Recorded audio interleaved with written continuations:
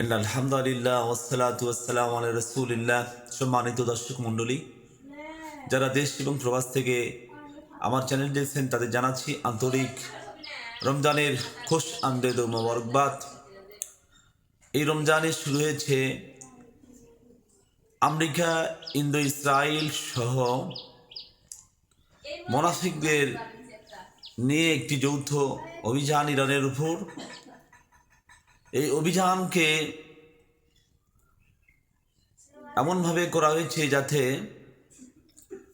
ইরানের সর্বোচ্চ নেতা, যিনি ইরানের মানুষের একজন গণনেতা ছিলেন, দীর্ঘ 40 বছর তিনি ইরানকে একজন ইসলামিক রেভলিউশনের গার্ডের একজন প্রধান ছিলেন, ইসলামিক প্রজাতন্ত্রের একজন সম্মানিত একজন বয়োজ্যেষ্ঠ একজন মানুষ ছিলেন। তার মন্ত্রী পরিষদ সহ 7 জন মানুষ আমেরিকা ইসরায়েল হামলা যারা নিহত হয়েছে,